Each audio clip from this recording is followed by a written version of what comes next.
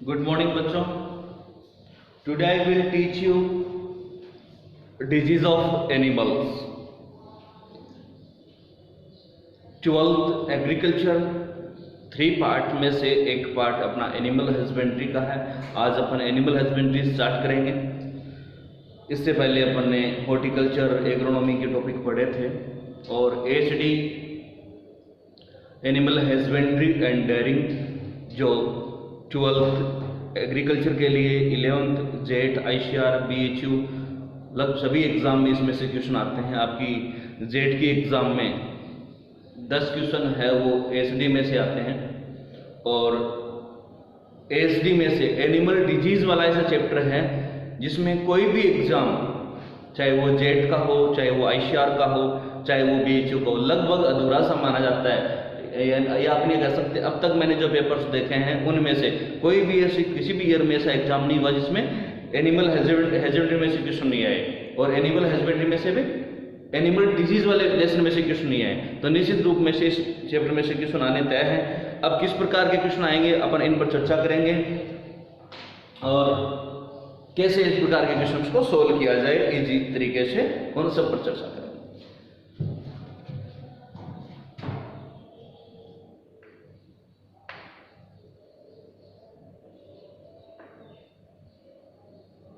Animal disease या पशु रोग।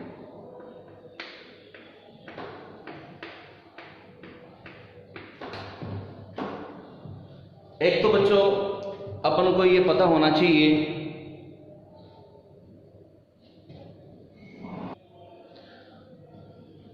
कि कौन से रोग का पैथोजन इटोलॉजी क्या है। जैसे अपन बात करें बैक्टीरियल डिजीज है, वायरल डिजीज है, या फिर फंगल डिजीज है, या फिर मेटाबॉलिक डिजीज है। जैसे अपन बात करें कि एफएमडी और रिंडरपेस्ट हैं, वो वायरल डिजीज हैं जो वायरस से होती हैं। आजकल वायरल डिजीज एक और चल रही है, वो तो पूरी दुनिया ही जानती है। आप क्या एनिमल्स के अंदर भी ऐसा होता है। जैसे रिंडरपेस्ट पशु प्लेग है, लगभग 90 और 80 के दशक के बीच की बहुत बड़ी बीमारी थी। बैक्टीरियल डिजीज जैसे अपन बात करें एंथ्रेक्स है ना, ब्लैक वाटर डिजीज है, ये बैक्टीरियल डिजीज है। मेटाबॉलिक डिजीज में अपन ये कह सकते हैं कि आफरा, जैसे आप आफरा जनरली सब सुनते हो, घर के अंदर आफरा आना है, मेटाबॉलिक डिजीज है। या अपन कह सकते हैं कि मिल्क फीवर है जो किसी न्यूट्रिएंट किसी एलिमेंट की डेफिशिएंसी से होती है, या किसी कोई चोट के कारण कोई रोग हो जाता है। तो पहली बात तो अपन को ये पता होना चाहिए किसी भी डिजीज का इटोलॉजी क्या है, किसकी वजह से वो रोग होता है। दूसरा सिम्टम्स, कॉमन सिम्टम होते हैं। एक तो हेल्थी एनिमल है और एक यदि बीमार पशु है तो उसके कुछ सिम्टम तो कॉमन होते हैं। जैसे प्रोडक्शन में कमी आना है, टेम्परेचर हाई होना है, या फिर उसका चारा दाना खाना छोड़ देना है, जुगाली करना बंद कर देना, इस प्रकार के कॉमन सिम्टम होते हैं। बट किसी भी डिजीज के 2 या 3 स्पेशल सिम्टम्स होते हैं। उस सिम्टम्स से उस डिजीज की पहचान होती है कि यह जो लक्षण है ये फला डिजीज में ही या उस रोग में ही उत्पन्न होते हैं। जैसे अपन कुछ रोग के बारे में चर्चा करेंगे मैं आपको, और एक उस प्रकार के क्वेश्चन आते हैं एग्जाम के अंदर। जैसे एक बार क्वेश्चन आया था कि किसी पशु का अचानक बीमार होना, धड़ाम से जमीन पर गिरना और मृत्यु हो जाना किस रोग का लक्षण है। या एक बार क्वेश्चन आया था कि किसी पशु का अन्य पशुओं से अलग होकर, झुंड से अलग होकर के नीचे की तरफ गर्दन करके खड़े होना, मुंह से लार गिरना व आगे के पैरों से लंगड़ा करके चलना किस रोग के लक्षण। तो इस प्रकार के क्वेश्चन है वो एएचडी में पूछे जाते हैं, एनिमल डिजीज वाले में से पूछे जाते हैं। तो सबसे पहले यदि अपन बात करें तो जो भी विषाणु से रोग होने वाले हैं, यानी वायरल डिजीज जो भी है, विषाणु जनित रोग, वायरल डिजीज, अपने सिलेबस में जितने रोग हैं उनमें विषाणु जनित रोग 2 के बारे में अपन को चर्चा करनी है। एक अपन को करनी है एफएमडी। एफएमडी का पूरा नाम है फूट एंड माउथ डिजीज।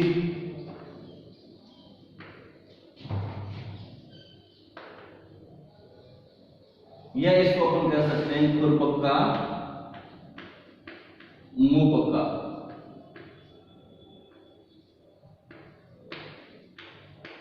इसका इसका नाम पक्का नाम भी बोलते हैं इसको। उसके दूसरा रोग है बैक्टीरियल वायरल डिजीज में रिंडरपेस्ट।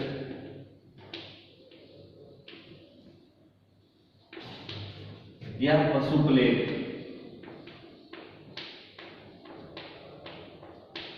या माता महामारी, काफी नामों से जाना जाता है। अब बच्चों ये तो तय हो गया बात कि अपने सिलेबस में चाहे जेट, आईसीआर, बीएचयू सबके सिलेबस में वायरल डिजीज केवल दो हैं, एक तो रिंडरपेस्ट और एक एफएमडी। एफएमडी लास्ट ईयर को छोड़ करके बैक टू बैक 4 साल जेट में क्वेश्चन पूछा गया है कि एफएमडी रोग का रोग कारक है, कभी तो ये कभी ये कि निम्न में से कौन सा विषाणु जनित रोग है। बैक टू बैक लगातार 4 साल के एग्जाम में पूछा गया, पिछले साल नहीं पूछा गया, इस बार हो सकता है। अब बच्चों सबसे पहले अपन चर्चा करें एफएमडी डिजीज की।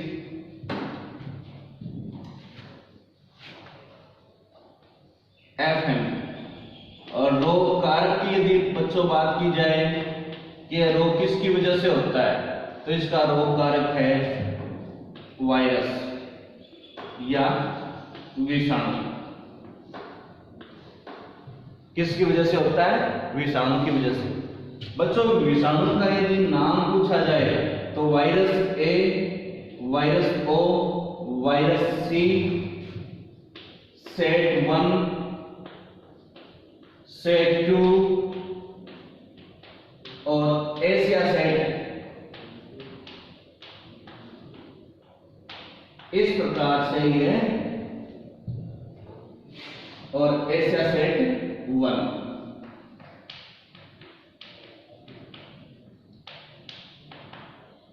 इस प्रकार से 7 प्रकार के वायरस से हो सकता है। इसके वायरस के प्रकार हैं 7। और ये भी कहा जाता है कि यदि एक प्रकार के वायरस से सही हो गया पशु तो दूसरे वायरस से इसका इफेक्ट हो जाता है, यानी इस डिजीज के अंदर पशु है वो लॉन्ग ड्यूरेशन तक संक्रमित रहता है, पीड़ित रहता है। डॉक्टर गाल सुनने मिली होगी। उसके बाद कौन से पशुओं में होता है? तो मुख्य रूप से जो पशु जुगाली करने वाले हैं, जो पशु जुगाली करते हैं या फिर 2 खुर वाले पशु, या तो जुगाली करने वाले पशु हैं या 2 खुर वाले पशु हैं, इनमें यह रोग सबसे ज्यादा होता है।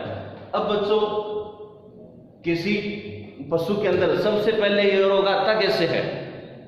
सिम्टम्स तो बाद की बात है, पहले इसका संक्रमण का तरीका देखेंगे अपन। मान लीजिए कि चारागाह है जहां पशु चरने जाते हैं, यहां कोई रोगी पशु आ गया था तो अपन ये कह सकते हैं कि दूषित मृदा व दूषित घास, दूषित मृदा व दूषित घास के संपर्क में आ गया पशु चारागाह के अंदर, तो यह विषाणु सबसे पहले पशु के पैरों पर जो खुर हैं वहां पर अपना संक्रमण दिखाएंगे और पैरों के ऊपर छोटे छोटे छाले होने प्रारंभ हो जाएंगे और पशु को खुजली चलेगी। अब खुजली आने पर यह तो यानी पशु है, मनुष्य नहीं है, और पैरों में खुजली है तो वो क्या करेगा? जीभ से खुजली करनी प्रारंभ करेगा, यानी इन छालों के ऊपर अपनी जीभ रगड़ेगा जिससे ये वायरस उसके मुख के अंदर आ जाएंगे। और पहले खुर पे आए तो खुर पक्का, फिर मुख के अंदर आ गए तो मुंह पक्का। क्लियर बात? इसके साथ साथ केवल दूषित मृदा और दूषित घास के संपर्क में नहीं, यदि कोई रोग से संक्रमित पशु पानी पीता है, उसी पात्र में स्वस्थ पशु भी यदि पानी पीता है तो वो भी संक्रमित हो सकता है। यदि रोगी पशु के पास कोई ऐसा पशु जाता है जिसके शरीर पर किसी प्रकार के कोई घाव हैं और वो भी संक्रमित हो सकता है, तो अपन ये कह सकते हैं कि संक्रमित चारे से, दूषित जल से, दूषित वायु से, दूषित मिट्टी से और प्रत्यक्ष या अप्रत्यक्ष रूप से पशु के संपर्क में आने पर यह रोग स्वस्थ पशु के अंदर आ जाता है। पहले खुर पे आता है फिर मुख में आता है। यदि जैसे अपने देखा कि पशु चारागाह के अंदर जाता है, उसके वायरस उसके पैरों पर आ जाते हैं और छाले होने प्रारंभ हो जाते हैं, फिर खुजली करने के लिए जीभ का इस्तेमाल करता है तो मुख के अंदर ये वायरस आ जाता है तो मुंह पक्का हो जाता है। अब बच्चों लक्षण क्या है?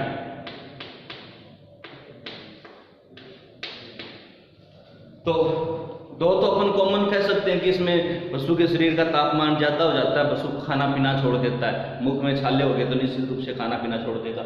अब बच्चों जो स्पेशल सिम्टम है, ये आइडेंटिफाई अपन ये कह सकते हैं कि identification symptoms of this disease. तो आइडेंटिफिकेशन सिम्टम्स में अपन ये कह सकते हैं कि पशु आगे के पैरों से लंगड़ा करके चलता है, मुख से लार गिरने लगती है, पशु के शरीर का तापमान 107 डिग्री फ़ारेनहाइट के लगभग चला जाता है। इसके साथ साथ पशु झुंड से अलग होकर के, जिसको अपन हेड बोलते हैं, group of animals now as herd, herd के नाम से जाना जाता है। काऊ, बुफेलो, गॉड, शीप, इनके ग्रुप को हेड बोलते हैं। तो अपने हेड से यदि अलग जाता है और नीचे की तरफ गर्दन करके खड़ा रहता है तो 100% खुरपका, मुंह पक्का से प्रभावित है। इस रोग की मृत्यु दर कम है परंतु किसान को आर्थिक नुकसान बहुत ज्यादा होता है। जैसे रिंडरपेस्ट की तो मृत्यु दर बहुत ज्यादा है, इसकी मृत्यु दर कम है परंतु दो रोग हैं, एक तो एफएमडी है और एक मिल्क फीवर है। मिल्क फीवर की तो मृत्यु दर, डेथ रेट है बहुत कम है, इसकी भी कम है, परंतु उसमें तो पशु दूध देना बंद कर देता है तो इकोनॉमिकली बहुत ज्यादा नुकसान होता है। इसमें भी इकोनॉमिकली बहुत ज्यादा नुकसान होता है, मृत्यु दर कम है। तो यहां तक आपकी बात के लिए एक बार अपन फिर से सुनेंगे कि FMD, foot and mouth disease या खुरपका या मुंह पका रोग होने का कारण है, रोग कारक है विषाणु Asia set 1, set 2, virus A, virus O, virus सी, 7 प्रकार के वायरस से संक्रमित होता है। संक्रमण का तरीका है, पशु के पैरों पर छाले होने प्रारंभ होते हैं, खुजली करने से मुख में वायरस ले जाते हैं और पैर व मुख दोनों पर छाले हो जाते हैं। मुख में लाल कलर के छोटे छोटे छाले होते हैं जिससे खाने व पीने में असमर्थ हो जाता है और मुंह से लार गिरने लगती हैं। अधिकतर ये रोग जुगाली करने वाले पशुओं में होता है। उसके बाद लक्षण की यदि अपन बात करें तो शरीर का तापमान 160 डिग्री फ़ारेनहाइट तक चला जाता है, खाने पीने में असमर्थ हो जाता है, आगे के पैरों से लंगड़ा करके चलता है तथा अन्य पशुओं से अलग नीचे की तरफ गर्दन करके खड़ा होता है। तो अब बचा है बच्चों ट्रीटमेंट, इलाज और रोकथाम के उपाय। मान लीजिए ये रोग हो गया तो पशु के छालों को धोने के लिए फिटकरी का उपयोग करें, सुहागा का उपयोग करें, लाल दवा का उपयोग करें। पशु के पैरों के छालों को धोने के लिए कॉपर सल्फेट का उपयोग करें। और जो स्वस्थ पशु हैं, भाई इलाज का मतलब है जो पशु रोग से पीड़ित हो गए उनका करना है, और प्रिवेंशन का मतलब या रोकथाम का मतलब होता है कि जो पशु स्वस्थ बचे हैं उनको इस संक्रमण से कैसे बचाएं।